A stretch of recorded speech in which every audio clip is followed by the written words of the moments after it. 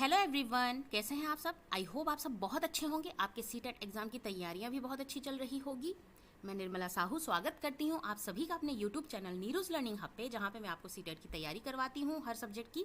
Specially हमारा जो main focus है वो इंग्लिश पेडागोजी पे रहता है, अंग्रेजी शिक्षा शास्त्र जिसे आप कहते हैं। चाहे वो आप लैंग्वेज 1 या लैंग्वेज 2 में आप लें, पेपर 1 पेपर 2 दोनों में ही आपको कंपलसरी रहता है वो लेने के लिए, है ना। अगर आप कोई भी लैंग्वेज को ऑप्ट करते हैं उसके अलावा, चाहे आप उसे लैंग्वेज 1 के रूप में ले चाहे लैंग्वेज 2 के रूप में ले, सिलेबस उसका बिल्कुल ही सेम होता है। इसीलिए जो आप पढ़ेंगे सारे कुछ जो भी सिलेबस वो सेम होगा। डिटेल में पढ़ेंगे तो आपकी कॉन्सेप्ट, आपकी अंडरस्टैंडिंग जो है वो डीप होती जाएगी। एग्ज़ाम में आप इंग्लिश सब्जेक्ट को, इंग्लिश लैंग्वेज को कैसे आप स्कोर करेंगे, कैसे क्वालिफाई करेंगे, क्या आपकी अप्रोच होनी चाहिए, क्या आपकी स्ट्रैटेजी होनी चाहिए, ये आपको ज़्यादा बेहतर पता चलेगा। तो PYQ जो है, प्रीवियस ईयर के जो क्वेश्चन हैं वो बहुत ही ज़्यादा इस लिहाज से इम्पॉर्टेंट हो जाते हैं। वो आपको एक बेस देते हैं कि किस तरह का पैटर्न पूछा जाता है, क्वेश्चन किस तरह से आते हैं और किन किन एरिया पे, किन किन टॉपिक पे आपको फोकस करना है। देखिए, सिलेबस से ही आता है आपका एग्ज़ाम में जो भी टॉपिक होते हैं। बस आप कुछ जगह पे बहुत ही ज़्यादा डीप पढ़ लेते हैं, तो डिटेल अगर आप सिलेबस को बहुत अच्छे से पढ़ लेंगे तो आपकी जो अप्रोच है एग्ज़ाम को सॉल्व करने की वो बहुत अच्छी होगी। तो आगे बढ़ने से पहले कुछ मेरे बारे में। मैं निर्मला साहू, मेरा नाम है निर्मला साहू। मैंने बीएड में टॉप किया हुआ था। सीटेट पेपर 1 पेपर 2 मैं क्वालिफाइड हूँ और as a PGT English teacher मुझे टीचिंग में कई सालों का एक्सपीरियंस है। यहाँ पे स्पेशली हम इंग्लिश पेडागोजी यानी कि अंग्रेजी शिक्षा शास्त्र पे ज़्यादा फोकस करते हैं। हालांकि मैं हर सब्जेक्ट की तैयारी करवाती हूँ, बट हमारे जो एस्पायरेंट्स हैं, जो हमसे जुड़े हुए हैं, उनकी हमेशा डिमांड रहती है कि इंग्लिश पेडागोजी को लेकर हम एक डिटेल वीडियो बनाएं, पूरे सिलेबस वाइज टॉपिक करें और उसके साथ PYQ भी करें और कुछ इंपॉर्टेंट MCQs के साथ, ताकि आपकी जो अंडरस्टैंडिंग है वो बहुत अच्छी होती चली जाए। तो उसी सीरीज़ को कनेक्ट करते हुए आज मैं आपके लिए जो लेकर आई हूँ वीडियो, वो आप नए एस्पायरेंट हो या वो एस्पायरेंट जिनका एक आध नंबर से रुक गया हो या कुछ नंबरों से रुक गया हो, या जिन्हें अपनी जो बेस है और अच्छी करनी है, उन सभी के लिए बहुत हेल्पफुल हो जाता है। क्योंकि आज जो हम करेंगे ना, ये आपका PYQ है। कौन से ईयर का? अब भी जो रिसेंट पेपर हुआ है, जनवरी 21 2024, ठीक है।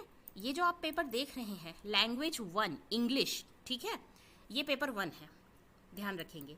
कौन सा है ये पेपर? पेपर 1 का लैंग्वेज 1 है आपका, जो कि जनवरी 2024 21 जनवरी को एग्ज़ाम कंडक्ट कराया गया था, उसे हम देखेंगे।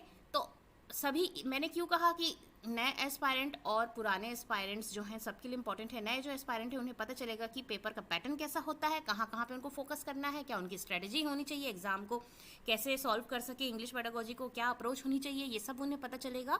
और जिनके कुछ नंबर से रुक गए हों, वो अपनी अंडरस्टैंडिंग को और इसमें मजबूत कर सकते हैं, बेटर कर सकते हैं, ताकि स्कोर अच्छे से अपना बूस्ट कर सकें, ठीक है।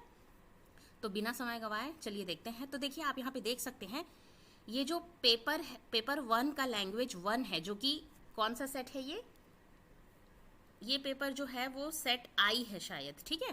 तो अभी अब, हाँ, पेपर I है, यहाँ पे देख सकते हैं सेट है ये उसका। ये लैंग्वेज 1 है इंग्लिश का। तो अब बहुत बच्चों को डाउट रहता है कि इंग्लिश जो लैंग्वेज 1 लिए हैं या लैंग्वेज 2। अब देखिए फ़र्क क्या होता है। जिन बच्चों ने लैंग्वेज 1, चाहे वो पेपर 1 हो पेपर 2 हो, लैंग्वेज 1 ऑप्ट किया है, तो थोड़ा सा वो उसका डिफ़िकल्टी लेवल हाई होता है। क्यों? क्योंकि आपको एक पैसेज, एक पोएट्री दी जाती है, ठीक है। आपको एक पैसेज और एक पोएट्री दी जाती है। तो जनरली जो बच्चे जिनका बाइलिंगुअल लैंग्वेज है या जिनका मीडियम हिंदी है रहा है, उन्हें पोएट्री सॉल्व करने में थोड़ी सी डिफ़िकल्टी होती है। थोड़ा उन्हें लगता है कि हाँ, हम ये चीज़ को थोड़ा सा नहीं कर पाएंगे। तो लैंग्वेज 1 अगर आप ऑप्ट करते हैं तो थोड़ी सी डिफ़िकल्टी लेवल जो है ना, थोड़ी सी हाई हो जाती है। बहुत ज़्यादा फ़र्क नहीं पड़ता, सिलेबस पेडागोजी की बिल्कुल सेम है। बस ये जो पैसेज पूछे जाते हैं ना, पोएट्री और पैसेज, तो लैंग्वेज 1 में पोएट्री और पैसेज होता है। और लैंग्वेज 2 की बात को कवर करते हैं ना, उन्हें चाहे पेपर 1 हो पेपर 2 हो, किसी में भी कोई परेशानी नहीं होती है, ठीक है। तो आज हम देखिए, इससे पहले जो वीडियो मैंने बनाया था वो मैंने पैसेज का बनाया था। तो ये पैसेज है फर्स्ट, वो हम नहीं देखेंगे। ये आप देख सकते हैं, क्वेश्चन 104 तक आप यहाँ पे देखेंगे ना, 105 तक। तो ये एक पैसेज है, एक पोएट्री है। यहाँ पे आप देख सकते हैं, पहला जो स्टार्ट ही हुआ था क्वेश्चन, वो पैसेज से हुआ था, 91 से उसके क्वेश्चन है। इसके बाद आप देखेंगे यहाँ पर आप देखेंगे तो एक पोएट्री दी गई है। पोएट्री जो आपको सॉल्व करनी है 100 से लेके 105 तक। मैंने जैसा कि कहा था कि लैंग्वेज 1 के लिए ऑप्ट करते तो एक पैसेज आएगी, एक पोएट्री आएगी। आपने देखा अभी एक पैसेज और एक पोएट्री है। अब आपके पेडागोजी के क्वेश्चन यहाँ से 106 से स्टार्ट हो रहे हैं, ठीक है। तो 106 से आज हम पेडागोजी के क्वेश्चन देखेंगे। इसके पहले वाले वीडियो में मैंने आपको पैसेज सॉल्व करवाया है। हो सकता है ये वाला पैसेज नहीं है, वो शायद प्रीवियस ईयर का है। तो सभी पैसेज को हम धीरे धीरे सॉल्व करेंगे। तो आज हम पेडागोजी के क्वेश्चन देखेंगे जो कि सीटेट 21 जनवरी 2024 में पूछा गया था और ये पेपर 1 है। और आपने देखा यहाँ पर कि ये कौन सा लैंग्वेज था, लैंग्वेज 1 है और ये पेपर 1 है, ठीक है। बहुत सारे बच्चे बस यही क्वेश्चन करेंगे थोड़ी देर बाद कि ये कौन सा पेपर है, या वीडियो ठीक से देखेंगे नहीं, इसलिए आप थोड़ा ध्यान से सुन लेंगे कि लैंग्वेज 1 और पेपर फर्स्ट है ये, ठीक है। चलिए क्वेश्चन 106 से पेडागोजी के जो क्वेश्चन है वो हम देखते हैं। आज का जो क्वेश्चन है क्या है, और क्वेश्चन को हम थोड़ा डिटेल में समझते हुए सॉल्व करते जाएंगे। मैं क्वेश्चन पढ़ के अगर आपको आंसर बता दूं तो कोई फ़ायदा नहीं होगा, ठीक है। आपकी जो अंडरस्टैंडिंग इतनी अच्छी नहीं होगी, उन एरिया पे आप फोकस नहीं कर पाएंगे। इसीलिए हम क्वेश्चन को थोड़ा डिटेल समझते जाएंगे। भले ही हम कम क्वेश्चन सॉल्व करें, थोड़ी सी जो वीडियो की सीरीज़ है वो लंबी हो जाए, लेकिन हम बहुत अच्छे से तैयारी करते जाएंगे ताकि हमारी जो डिटेल जो डिस्कशन है वो आपको हेल्पफुल रहे। चलिए समझते हैं फिर। Which one of the following statement is not correct with respect to the given sentence. अब देखिए यहाँ पे नॉट दिया है। मैं बार बार एक ही बात कहती हूँ कि नॉट दिया है तो बहुत ध्यान रखेंगे, क्योंकि सीधा सीधा क्वेश्चन तो पूछेगा नहीं। और आजकल जिस तरह के पैटर्न आ रहे हैं, देखिए मैंने देखा कि क्वेश्चन को जैसे बहुत बच्चे बोल रहे थे कि बहुत टफ है। टफ कुछ नहीं है। जिन बच्चों ने पूरा सिलेबस को डिटेल में पढ़ा होगा ना, उनके लिए कोई डिफ़िकल्ट नहीं होगा पेपर, ठीक है। और कुछ बच्चे क्या सोचते हैं, सिर्फ PYQ कर लेते हैं, 15-20 दिन पहले पढ़ लेते हैं, या फिर बाकी सब्जेक्ट की तैयारी करते हैं, लैंग्वेज को बहुत लास्ट में पढ़ लेते हैं, पैसेज भी प्रैक्टिस नहीं हुआ होता है, पोएट्री भी प्रैक्टिस नहीं हुआ होता है, तो फिर कुछ नंबर से रह जाते हैं। फिर उनको ये लगता है कि कोई काम का नहीं होता PYQ, कोई काम का नहीं होता है ये सब चीज़ें। तो ऐसी बात नहीं है। PYQ मतलब एज इट इज़ तो नहीं उतारेगा ना। कॉम्पिटिटिव एग्ज़ाम है, क्वालिफाइंग एग्ज़ाम है, इतना टफ भी नहीं है लेकिन इतना आसान भी नहीं है कि आपको बिल्कुल PYQ। एक टाइम था कि PYQ को एज इट इज़ उतार दिया जाता था, बट अब उसके पैटर्न को वो चेंज करके थोड़ा सा एग्ज़ाम की जो डिफ़िकल्टी लेवल है ना उसको बढ़ाने के लिए वो पैटर्न, क्वेश्चन के जो पैटर्न है उसको वो चेंज कर देते हैं, बस यही बात है। लेकिन अगर आपने सिलेबस पूरा कवर किया है तो आपको कोई परेशानी नहीं होने वाली है। तो चलिए देख लेते हैं। Which one of the following statement is not correct with respect to the given sentence. ये जो सेंटेंस है मतलब rhymes, songs and chants are ways to. तो ये जो सेंटेंस है इसके रिस्पेक्ट में क्या स्टेटमेंट है वो सही नहीं है। अब स्टेटमेंट मतलब ऑप्शन में दिया 1, 2, 3, 4, ये जो स्टेटमेंट है इसमें जो ऑप्शन दिया इसमें से आपको बताना है कि कौन सा सही नहीं है। अगर बच्चे राइम्स पढ़ते हैं, सॉन्ग पढ़ते हैं या चैंट्स वगैरह जो करते हैं, मतलब कि ज़ोर ज़ोर से रिपीटेडली बोलना, एक ही चीज़ को बोलना, तो ये बच्चे क्या करते हैं, ये आपको ऑप्शन में दिया हुआ है। यहाँ पे क्वेश्चन पूछा है बच्चे इनमें से क्या चीज़ इसके रिस्पेक्ट में सही नहीं है। मतलब 3 ऐसी चीज़ें होंगी जो सही हैं। अगर बच्चे राइमिंग करते हैं, पोएम गाते हैं, सॉन्ग गाते हैं, चैंटिंग करते हैं, चैंट यानी कि मतलब तेज आवाज़ में बोलना है ना, चैंट करना है ना, मतलब बार बार एक ही चीज़ का उच्चारण करना, उसे चैंटिंग कहते हैं। तो अगर ये सब चीज़ करते हैं तो ये किस चीज़ का तरीका है, इससे बच्चे को क्या होता है, ये हमें 3 ऑप्शन में दिया होगा। और हमारा क्वेश्चन पूछा है कि इनमें से एक ऐसा क्या चीज़ नहीं है जो इसमें नहीं होता है। हमें नहीं पे फोकस करना है, ठीक है, नॉट इसलिए कहा। तो देखिए राइमिंग, सॉन्ग, चैंटिंग वगैरह जब बच्चे करते हैं तो अपनी वोकैबलरी को एक्सटेंड करते हैं, मतलब नए वोकैबलरीज से वो रूबरू होते हैं, उन्हें नई नई वोकैबलरीज सीखने को मिलती है। तो ये बात तो सही है। यहाँ पे नॉट पूछा है तो ये नहीं होगा, ठीक है।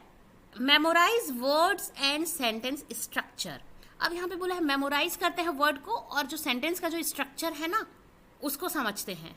सेंटेंस के स्ट्रक्चर को मेमोराइज करते हैं और वर्ड्स को मेमोराइज करते हैं। तो देखिए सेंटेंस के स्ट्रक्चर को या वर्ड्स को मेमोराइज नहीं करवाना है, बच्चों को फैमिलियर करवाना है, उन्हें सिखाना है, उनको कॉम्प्रहेंड कराना है, उसका बोध कराना है, समझाना है।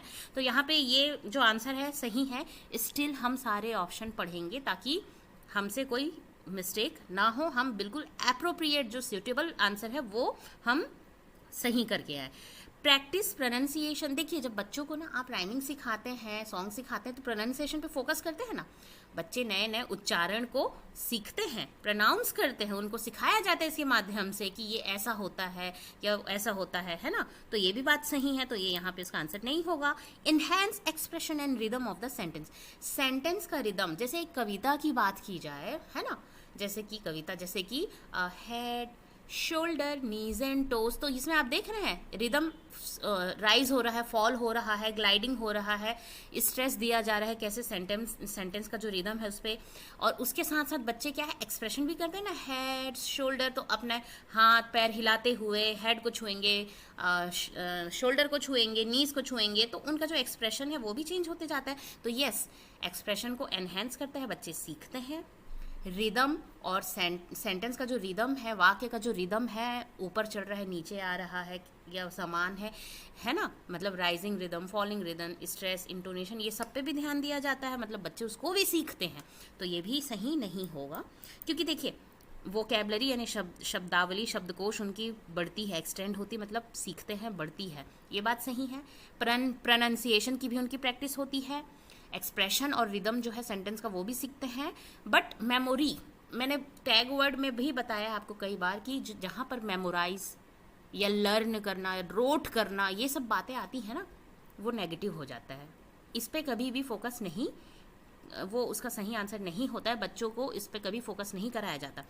यहाँ बोल रहे मेमोराइज, शब्दों को वो मेमोराइज करते हैं, मतलब रटते हैं, और सेंटेंस का जो स्ट्रक्चर है उसको भी रट लेते हैं। रटते तो आप ग्रामर को भी नहीं है, जबकि लैंग्वेज का ग्रामर बहुत इंपॉर्टेंट पार्ट है। सेंटेंस स्ट्रक्चर का मतलब आप ग्रामेटिकल पार्ट्स को पढ़ते हैं, समझते हैं, तो उसको भी नहीं रटते हैं। तो छोटे बच्चों को तो और भी नहीं ये चीज़ करवाते हैं। तो ये आपका आंसर हो जाएगा करेक्ट, क्योंकि यहाँ पे नोट की बात की गई है कि जब बच्चा राइम्स यानी पोयम, सॉन्ग या चैंटिंग वगैरह करता है तो इनमें से क्या सही नहीं होता।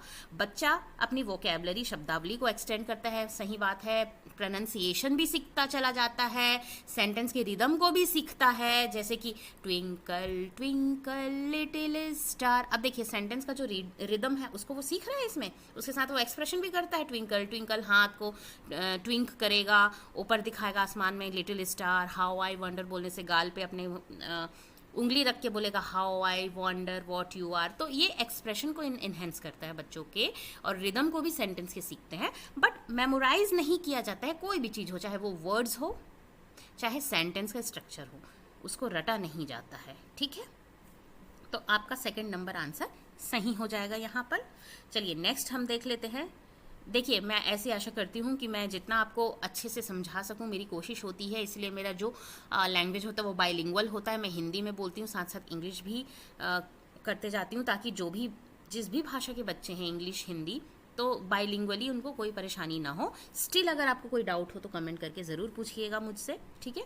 चलिए नेक्स्ट क्वेश्चन देख लेते हैं। Which one of the following is not true about using the library at the primary level.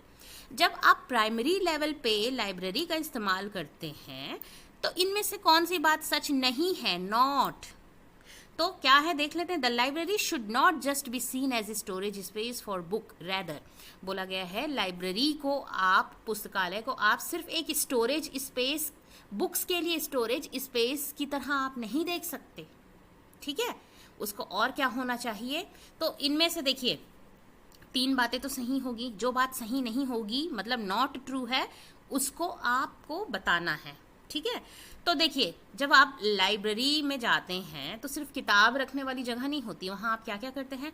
First number, learner can be expose to the variety of genre of children literature. जो बच्चों का जो literature है, साहित्य है, उसके अलग अलग जॉनराज होते हैं। अब जॉनराज यानी क्या होता है, जैसे कि स्टोरी, वो प्रोज में आ जाता है, पैसेज है ना, या फिर पोएट्री, पोएट्री एक अलग जॉनरा है ना, ड्रामा एक अलग जॉनरा है, स्टोरी एक अलग जॉनरा है ना, नॉवेल एक अलग जॉनरा है। तो इस तरह से अलग अलग जो जॉनरा होते हैं, उस जॉनरा को वो सीखते हैं, एक्सपोज होते हैं, जानते हैं उसके बारे में कि हाँ ये पोयम है, ये स्टोरी है, ये लिटरेचर है, सॉरी ये नॉवेल है, या फिर ये एक कॉमिक स्टोरी है ना, हास्य पद एक स्टोरी है, ये सब वो अलग अलग जॉनरा से क्या होते हैं, एक्सपोज होते हैं, है ना।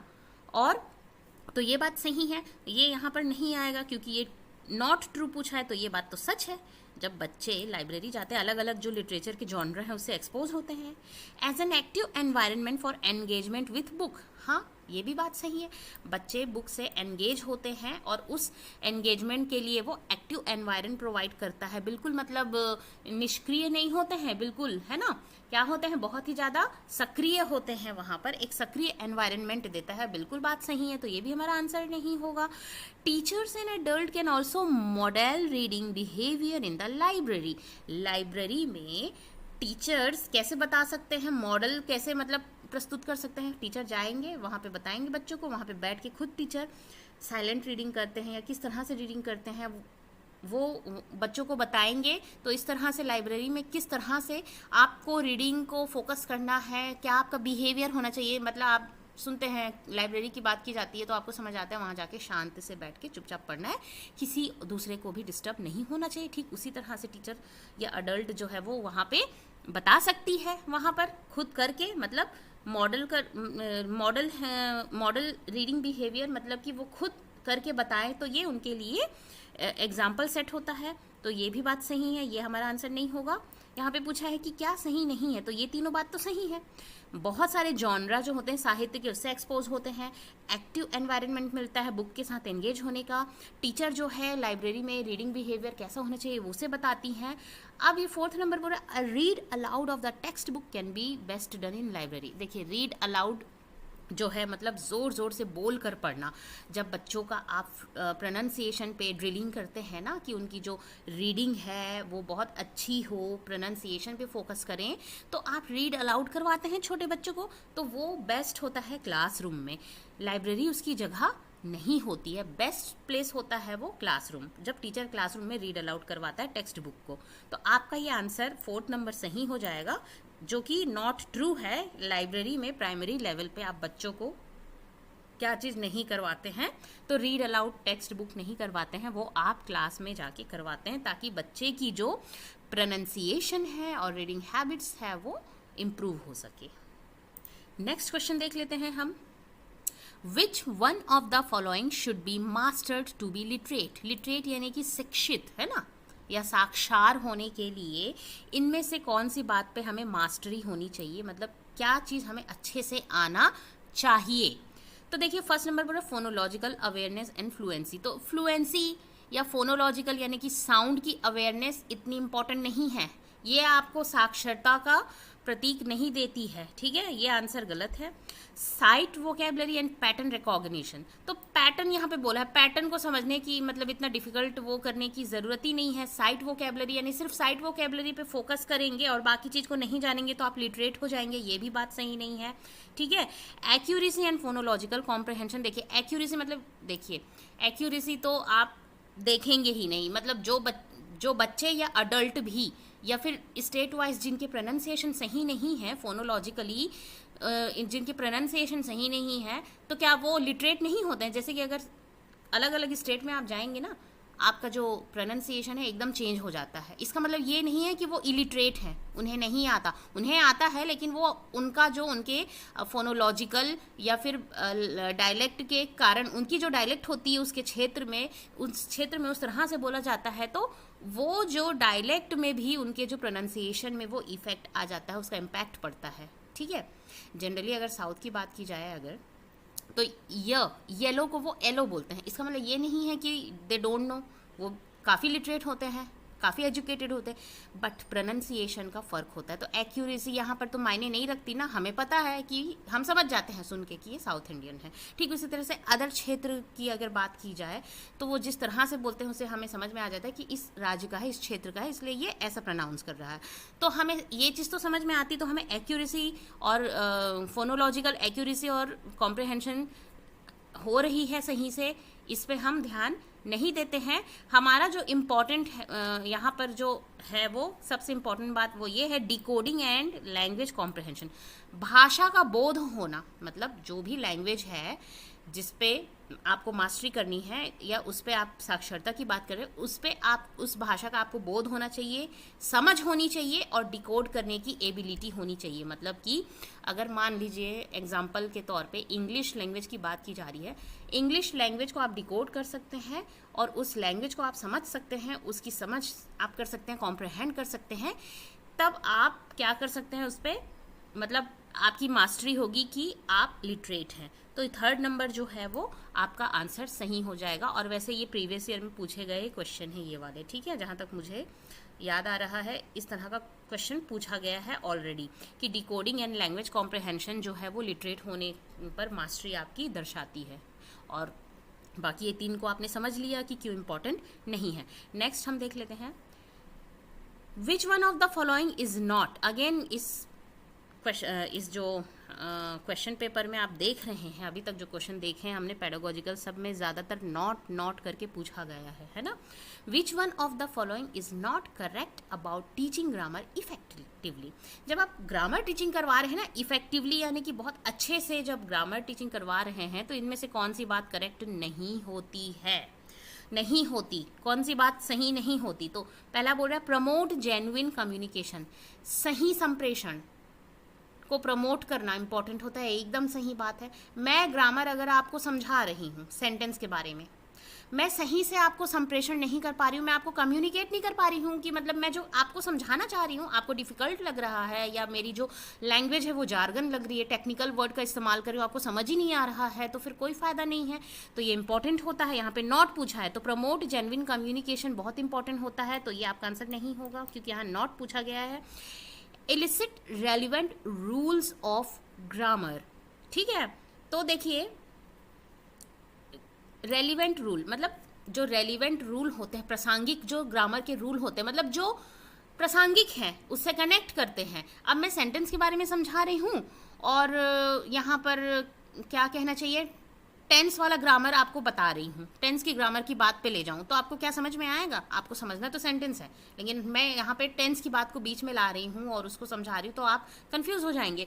तो सही जो प्रासंगिक जो रूल्स है ग्रामर के वो भी बहुत इंपॉर्टेंट होता है, तो ये भी आंसर नहीं होगा। यहाँ पे नॉट पूछा है। Provide practice in communication, yes very important. संप्रेषण, कम्युनिकेशन का मतलब होता है संप्रेषण। जब आप संप्रेषण करवाते हो बच्चों को, इंग्लिश आप पढ़ा रहे हैं, ठीक है, ग्रामर पढ़ाने की कोशिश कर रहे हैं और उसी में ही आप बच्चों को क्या करेंगे, प्रैक्टिस देंगे एक दूसरे से कम्युनिकेट करने का, मतलब एक दूसरे से बातचीत करेंगे और इस तरह से करके प्रैक्टिस करेंगे, तो इससे भी बच्चे बहुत अच्छे से क्या करेंगे, ग्रामर को सीखेंगे, क्योंकि वो खुद से बोल बोल के सीख रहे हैं कम्युनिकेशन के माध्यम से। ये रियल लाइफ सिचुएशन या फिर क्या है, कम्युनिकेटिव अप्रोच यहाँ पे मेथड जो है उसका इस्तेमाल किया जा रहा है, तो ये भी सही है, तो ये आपका आंसर नहीं होगा। यहाँ पे नॉट पूछा है कि ग्रामर टीचिंग में क्या इफेक्टिवली नहीं होता। Learn grammar by memorising its rule. अच्छा एक बात बताइए, मैं आपको कुछ बताती हूँ और मैं बोलूँगी इसको आप ये इसका ये रूल होता है, ये रट लीजिए, तो क्या आपको समझ में आ जाएगा? नहीं आएगा जब तक मैं उसको डिटेल एक्सप्लेन नहीं करूँगी, 2-4 एग्जाम्पल, 2-4 इलस्ट्रेशन के साथ, उसके बाद मैं आपको प्रैक्टिस नहीं दूंगी क्वेश्चन की, आपको क्या समझ में आएगा? कुछ समझ में नहीं आएगा। ग्रामर के रूल्स को ही हम रट के अगर पढ़ लेते तो अभी तो हम बहुत ही ज़्यादा मास्टर कर लेते। बहुत 90% लोग क्या है, ग्रामर और इंग्लिश में बहुत ही ज़्यादा होशियार हो जाते या उनकी कमांड बहुत अच्छी होती। सिर्फ लर्न करने से, ग्रामर के रूल्स को लर्न करने से कुछ भी नहीं हो सकता और ये करेक्ट वे नहीं है। सबसे पहले तो एक सही तरीके से सही कम्युनिकेशन बैठाना और उसके जो रेलिवेंट जो है ना, प्रासंगिक जो उससे जुड़ा हुआ है ग्रामर का स्ट्रक्चर जो है वो समझाना और उस पर प्रैक्टिस देना कम्युनिकेशन के माध्यम से, ये इंपॉर्टेंट होता है। लेकिन उसको लर्न यानी कि या रोट या मेमोराइज करने के लिए, मतलब जो उसके जो रूल होते हैं, ये इसके फेवर में नहीं है, तो ये आपका आंसर हो जाएगा क्योंकि यहाँ पे नॉट पूछा था, 4th नंबर आपका आंसर है। ठीक है, नेक्स्ट हम देखते हैं literacy teaching approach that emphasizes the relationship between letter and sound। Literacy यानी कि साक्षरता है ना, जो टीचिंग होती है वो जो approach teaching literacy teaching approach जो होती है किस पे इम्फेसाइज करती है, किस पे बल देती है, relationship between letter and sound, letter और साउंड के बीच का जो रिलेशनशिप पे जोर देती है, इनमें से कौन सी अप्रोच है। तो देखिए होल लैंग्वेज अप्रोच नहीं होगी, सिचुएशनल अप्रोच नहीं होगी, ग्रामर ट्रांसलेशन नहीं होगी, क्योंकि ग्रामर पे ध्यान दिया जाएगा, सिचुएशन में सिचुएशन दे दिया जाता है, उस पर आपको बात करनी होती है। होल लैंग्वेज अप्रोच मतलब कि सब कुछ इंक्लूड किया जाता है। यहाँ पे लेटर और साउंड की बात की जा रही है यहाँ पे, तो आपको समझ में आना चाहिए कि फोनिक्स इंस्ट्रक्शन होते हैं, क्योंकि लेटर और साउंड पे अगर फोकस किया जा रहा है, आप साउंड को सीख रहे हैं, लेटर्स के साउंड, जैसे अ है तो ए है तो ए बोला जाएगा, सी है तो क बोला जाएगा, इस तरह से आप उसको सिखा रहे हैं साउंड के थ्रू, तो ये फोनिक इंस्ट्रक्शन हो जाएगा। आपका 4th नंबर आपका आंसर है, ठीक है। नेक्स्ट हम देख लेते हैं। A teacher in class 3 asked her learner to ask their partner 5 questions about their ability using the word can, that is मतलब example can you swim, this type of activity enhances। एक class 3 की teacher है, अपने learner को बोलती है कि अपने पार्टनर से आप 5 क्वेश्चन पूछिए एबिलिटी वाले, ठीक है। एबिलिटी मतलब can you swim, can you go, can you run, can you play, can you cook, इस तरह के क्वेश्चन को पूछिए, ऐसा वो बोलती हैं 5 question. This type of activity enhance, इस तरह की जो एक्टिविटी है किस चीज़ को इनहेंस कर रही है, तो ये ओरल फ्लुएंसी प्रैक्टिस, मतलब बच्चा अगर 5 क्वेश्चन को पूछेगा तो उसकी जो ओरल एक पर्टिकुलर टॉपिक, स्पेसिफिक टॉपिक पे उसकी मास्टरी होगी बोलने पे, ओरल फ्लुएंसी प्रैक्टिस पे वो फोकस कर रही है, इन्हेंस कर रही है। कंट्रोल ओरल प्रैक्टिस होता तो वो अलग हो जाता है। पैसिव लिसनिंग यानी कि निष्क्रिय लिसनिंग, यहाँ की कोई बात ही नहीं हो रही है। फ्री स्पीकिंग मतलब कोई एक फ्री टॉपिक, कोई भी टॉपिक, तो यहाँ कोई टॉपिक नहीं, उन्होंने स्पेशली बोला है कैन बोल के कि इस पे आप 5 क्वेश्चन पूछिए, तो उस क्वेश्चन के माध्यम से वो बच्चे के अंदर क्या आएगा, ओरल फ्लुएंसी प्रैक्टिस आएगी, ठीक है। अब देखिए आज 112 तक कर लेते हैं, लास्ट क्वेश्चन, नहीं तो वीडियो काफ़ी लंबी हो जाएगी, बाकी को हम नेक्स्ट क्वेश्चन में करेंगे। A 3rd grade teacher wishes to establish a reading corner in her class. Class 3 की जो टीचर हैं वो अपने बच्चों के क्लास में रीडिंग कॉर्नर इस्टेब्लिश करना चाहती, स्थापित करना चाहती, in making the judgment for selecting children's book. और इस समय जब वो बच्चे के लिए बुक सेलेक्ट करती हैं, which one of the following question should be most important, तो जब वो बच्चों के रीडिंग के लिए बुक का सिलेक्शन करती है तो सबसे मोस्ट इम्पॉर्टेंट, सबसे महत्वपूर्ण किस चीज़ को माना जाएगा, किस चीज़ को ध्यान में रखा जाएगा, तो इनमें से ऑप्शन में देखेंगे are the author of this book well known and respected author of children literature. अब देखिए बच्चे जो हैं, बच्चों के लिए क्लास 3 की टीचर एक रीडिंग कॉर्नर इस्टेब्लिश करना चाह रही हैं। बच्चों की बुक सेलेक्ट करते हुए वो किन बातों का ध्यान रखेगी, जिसमें से सबसे इंपॉर्टेंट क्या होता है, तो ऑथर, बुक के ऑथर रिस्पेक्टेड हैं, वेल नोन है, इससे बहुत ज़्यादा कोई इम्पैक्ट नहीं पड़ता है, ठीक है। इस बात का बहुत ज़्यादा कोई प्रभाव नहीं पड़ता उनके सीखने से, तो ये बात सही नहीं होगी, है ना, क्योंकि इस बात को कंसीडर फर्स्ट नहीं किया जा सकता, ये इंपॉर्टेंट इतना नहीं है, महत्वपूर्ण नहीं है। Are the books written for the independent reading level of most of the student.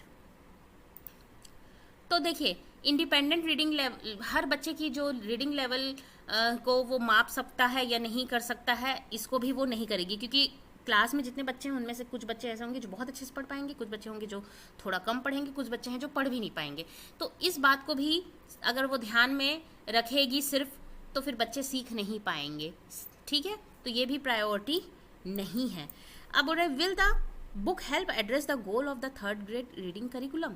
जो टीचर ने करिकुलम सेट करके रीडिंग कॉर्नर क्लास 3 के लिए बनाया है, उस करिकुलम को वो पूरा करता है। जो टीचर का जो गोल है, टीचर का कुछ भी गोल रहा होगा, जैसे कि टीचर चाह रही हैं कि इसके थ्रू बच्चे जॉनरा को सीखें, इनकी जो रीडिंग है वो उस पर फ्लुएंसी या प्रोनाउंसिएशन को सीखें, उनकी वोकैबुलरी एक्सटेंड हो, ये जो गोल है वो पूरी हो रही है, उसमें ये हेल्प कर रहा है ये बुक या नहीं। यस, ये बहुत अच्छा है, लेकिन फिर भी 4th ऑप्शन देख लेते हैं। Will this book be appropriate for use in more than one instructional context, मतलब एक से ज़्यादा इंस्ट्रक्शनल कॉन्टेक्स्ट है उसके संदर्भ में, मतलब पढ़ाने के संदर्भ में ये यूज़फुल होगी या नहीं। तो ये टीचर तो अपनी, यहाँ पर टीचर फोकस हो गया, टीचर अपनी फैसिलिटी, अपनी सुविधा देख रहा है, jabki टीचर को अपनी सुविधा नहीं देखना है, बच्चों की सुविधा देखना है, तो ये यहाँ पर गलत हो जाएगा।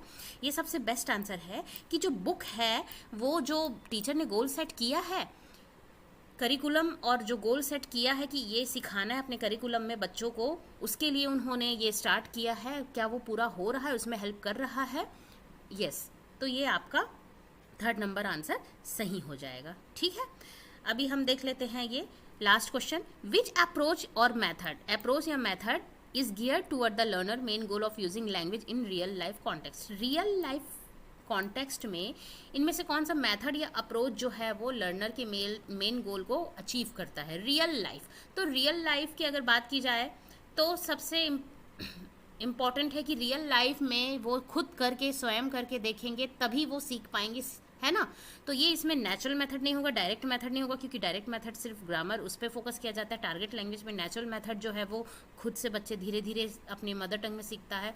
रियल लाइफ में कम्युनिकेशन अप्रोच जो होता है ना, कम्युनिकेटिव अप्रोच, यानी कि संप्रेषण के माध्यम से, मतलब दो बच्चों को या आपस में एक मतलब बच्चों को ग्रुप बना के बोलेंगे कि आप एक दूसरे से क्वेश्चन पूछिए या बात कीजिए, जो भी आप है, जो भी सेंटेंस आप उसको दे दिए, फ्री स्पीकिंग दे दिए, कुछ भी दे दिए, वो खुद से करके सीखेंगे। तो ये कम्युनिकेटिव जो अप्रोच होता है बेस्ट सिचुएशनल मतलब रियल लाइफ कॉन्टेक्स्ट में बहुत ही अच्छा होता है, क्योंकि वो संप्रेषण के माध्यम से एक दूसरे से रियल लाइफ कॉन्टेक्स्ट में सीख रहे हैं। ऑडियो लिंगुअल में तो सिर्फ वो सुनते हैं और ओरल ड्रिल की प्रैक्टिस होती है। तो ये सेकंड नंबर आपका सही आंसर हो जाएगा। तो यहाँ तक आज हम करते हैं, बाकी जो क्वेश्चन है हम बाद में नेक्स्ट वीडियो में करवाएंगे। इसके साथ जो इसका जो आप यहाँ पे देख सकते हैं पोएट्री और जो पैराग्राफ था वो भी हम आपको कंप्लीट करवाएंगे इसमें, ठीक है, ताकि आपकी जो प्रैक्टिस हो वो अच्छी हो। ये जो पोएम है और ये जो पैसेज है वो भी हम इसको करवाएंगे। आज के लिए बस इतना ही, बाकी हम नेक्स्ट वीडियो में करेंगे। और अगर किसी तरह का आप सभी को आप में से किसी को किसी तरह का कोई भी डाउट हो तो आप मुझसे बेझिझक कमेंट करके पूछ सकते हैं। कोई डाउट हो या किसी भी तरह का कुछ भी आपको समझ में ना आया हो, और क्लास अगर आपको यूज़फुल लगी हो, रिसोर्सफुल लगी हो, तो लाइक शेयर सब्सक्राइब ज़रूर कीजिए, ज़्यादा से ज़्यादा लोगों तक पहुंचाएं ताकि सबकी अच्छी तैयारी हो सके। वो बच्चे, वो कैंडिडेट जिन्हें पता नहीं है उन्हें भी पता चले, इसलिए आप अपने फ्रेंड्स और बाकी लोगों में शेयर ज़रूर कीजिएगा। तब तक के लिए पढ़ते रहिए, आगे बढ़ते रहिए। Thanks for watching, thank you, keep learning, keep growing.